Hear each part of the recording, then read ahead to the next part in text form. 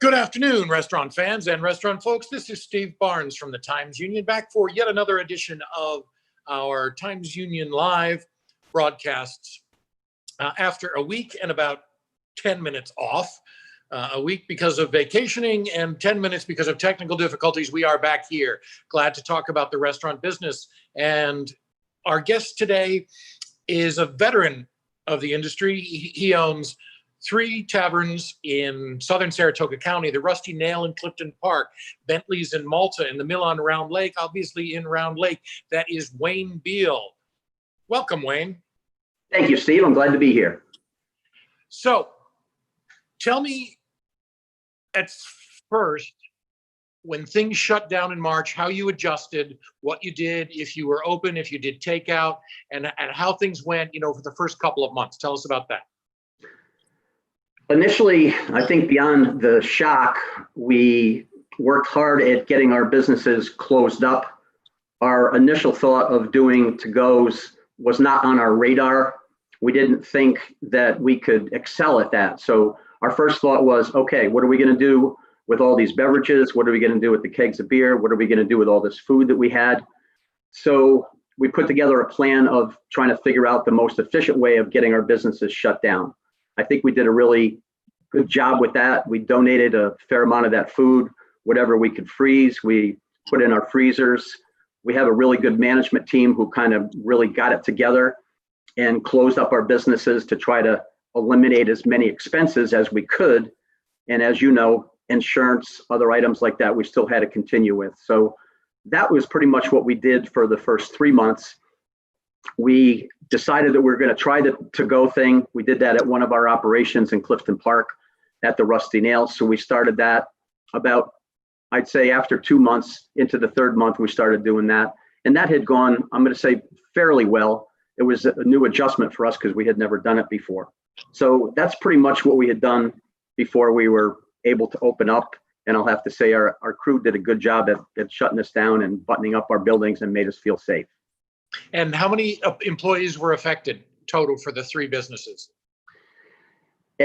In the Mill, that's our big summertime place. So I'm going to say at that point in time when this happened to us back in March, it probably affected about 80 to 90 people total for the 3 places. Wow.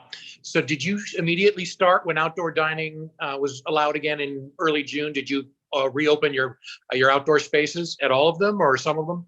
We did too. We opened the Mill because we have that big patio and pavilion there.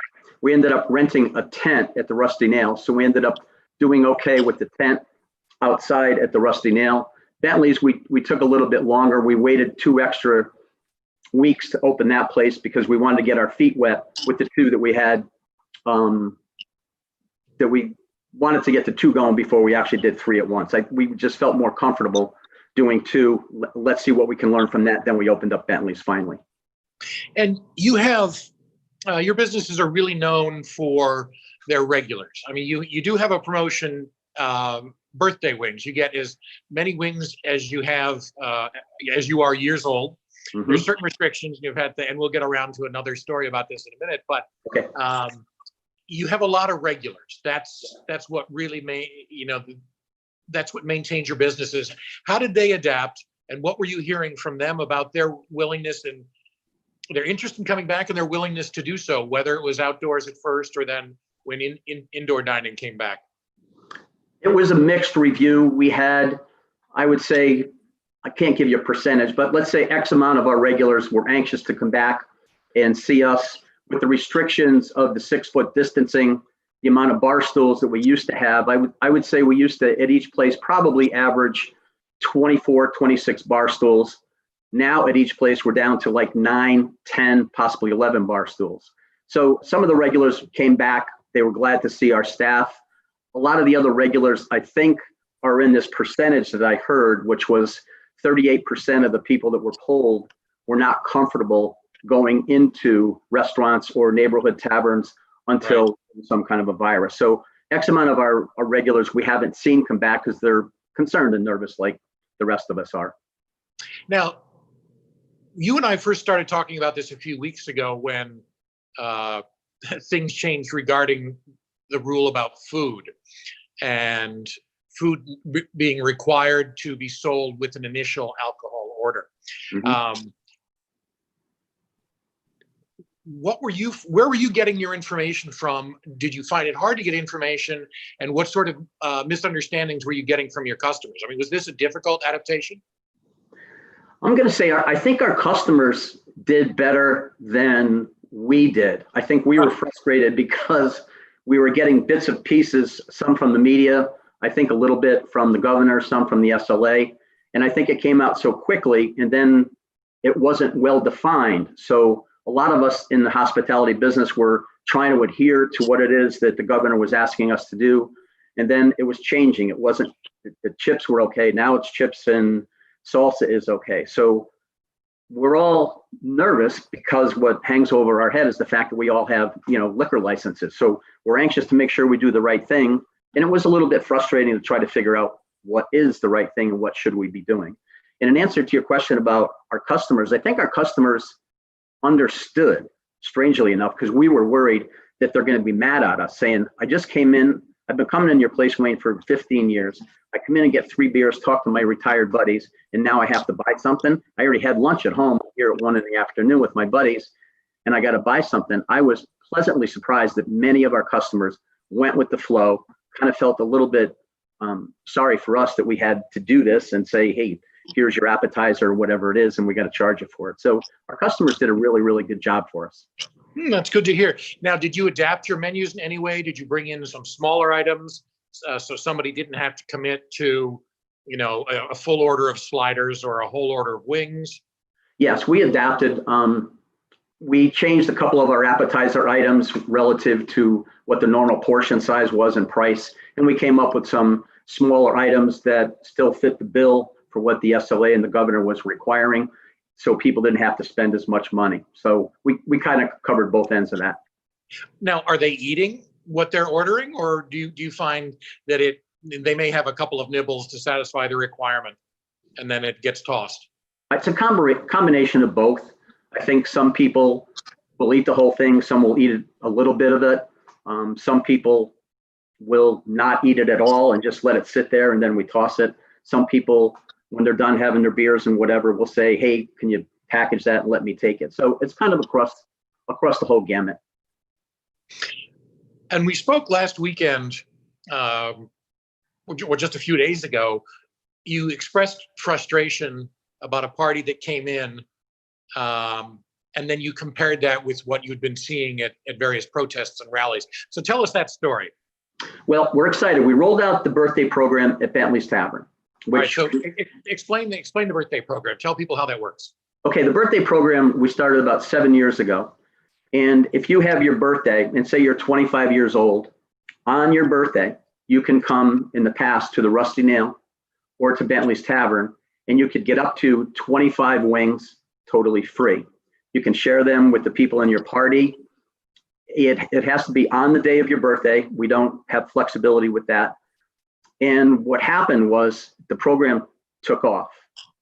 And case in point, in January of this year at the Rusty Nail, we averaged 39 birthdays a day in February.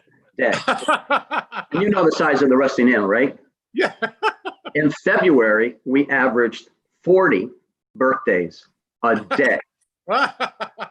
So, and what has happened is the program has taken off. A lot of folks now will kind of find the oldest member in their family.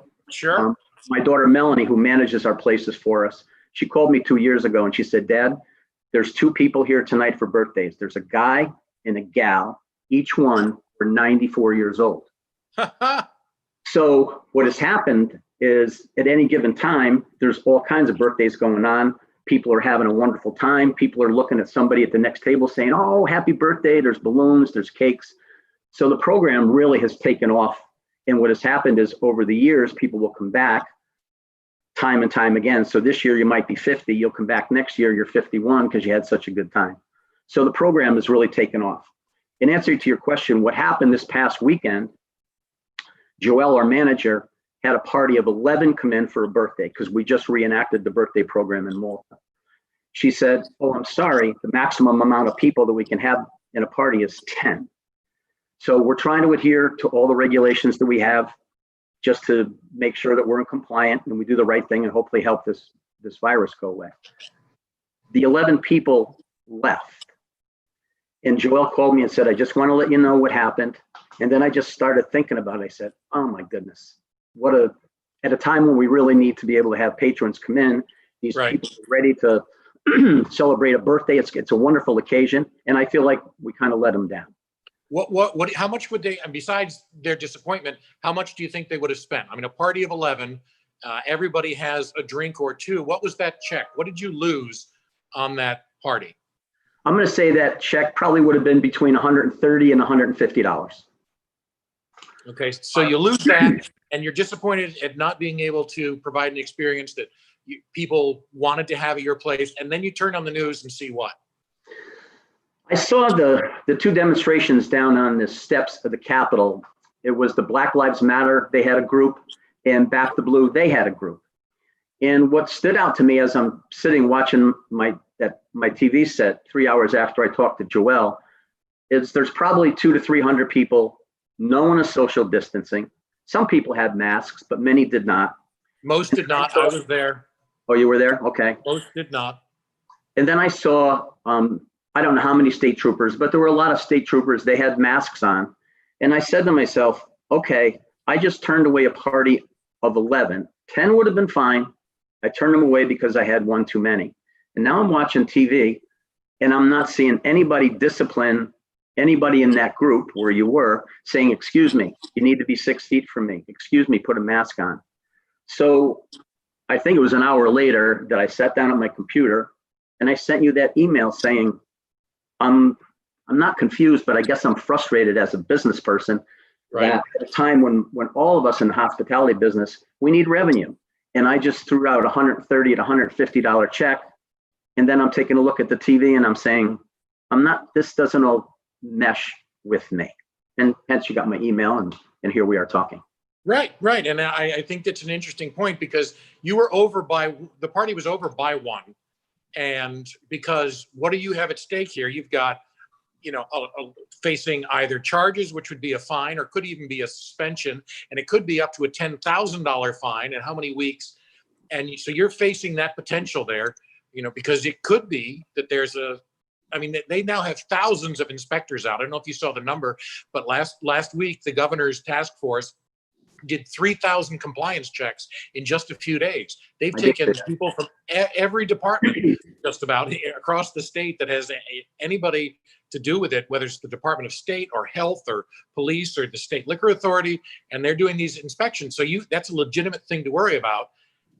And so you're trying to follow the rules, and then you see there's hundreds of people standing, as you noted, 100 yards from the governor's office, who's the champion of the masks, and ordering these rules, including, limiting table sizes. And there's hundreds of people, and probably 80% of them don't have masks on. And there's police right in front of them who are, policing the crowd, but there's nobody's getting a ticket for this. And certainly they weren't telling anybody to put a mask on. Yeah, totally. Yeah, I'm glad you were there to witness that.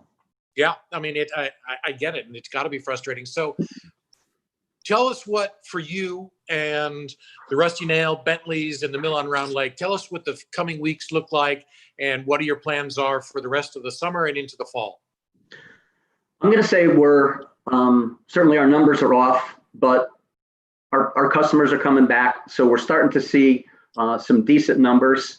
I'm going to say I'm probably off amongst the three places. I'm probably off anywhere between 33. I've got some stats here. The Rusty Nail, I'm down 33%. Bentley's, I'm down about 50%. And the Mill, we've had some nice sunshine. So that operation is down about 35%. My concern is I have the tent at the Rusty Nail. I have the nice pavilion at the Mill. We have a nice patio outside at Bentley's. Come the middle of September, when it's not going to be feasible for people to be outside, what is it that I'm going to do with our 3 neighborhood taverns when I can't have people be outside? So I think we're going to have a fabulous August. We've had some terrific weather. So I think we're excited that all 3 places are coming back. This weather is helping out immensely. My concern is we're going to have another 6, 7, 8 weeks. Maybe they're going to be good. But once I have to shut the outdoor thing down, like many of us in the hospitality business are going to have to do, what is it that we're going to face at that point in time? It's going to be a lot, and to me, a lot of uncertainty. Right. Well, good. I appreciate you chatting with me about this. I think you brought up a really interesting point. And hopefully there's some answers. I don't know what they would be. But certainly 6 or 7 state troopers are not going to want to try to enforce masks on a riled up crowd of several hundred people. Yeah, don't expect them to. No. Okay, I appreciate you being here today. So folks, we've been talking to Wayne Beale. He owns 3 taverns, Rusty Nail, Bentley's, and The Mill on Round Lake, all in southern Saratoga County. And if you go in for your birthday, you get for free the number of wings that you are in age. Thank you, Wayne, and Okay. We'll talk to you again. Thank you, Steve. Take care. Please join us again next week. Hopefully we will be back, minus any technical difficulties and absent any vacations, and we'll continue to talk with people in the business about the experience of trying to run a restaurant, a bar, anything in the hospitality business during this very, very difficult time. Things are gradually coming back, and we can continue to hope for more outdoor dining and sunny weather to accommodate it, although that's not going to be, at least for today and tomorrow. This is Steve Barnes from the Times-Union saying, eat well and be well.